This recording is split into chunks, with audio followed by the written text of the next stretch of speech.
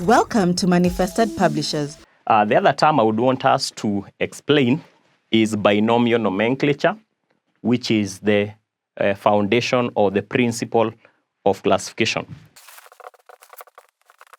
So binomial nomenclature is the assigning of two scientific names to an organism, whereby the first name is the genus name and the second name is the species name.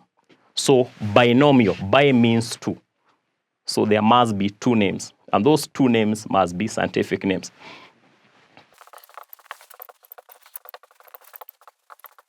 That is the genus and the species name. I would want to give an example here.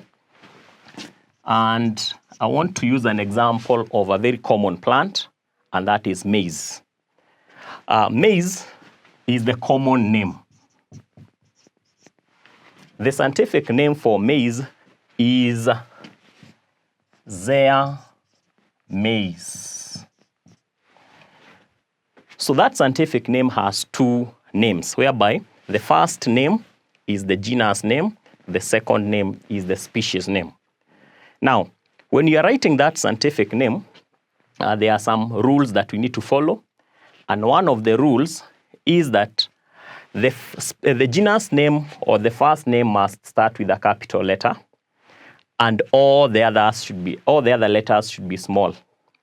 Whereas the species name should be written in small letters. So that is one rule that needs to be followed, as indicated here. Number two, the two names should be underlined separately. They should be underlined separately, not using one line, but using two lines to show that they are two different names. That's another rule that needs to be followed.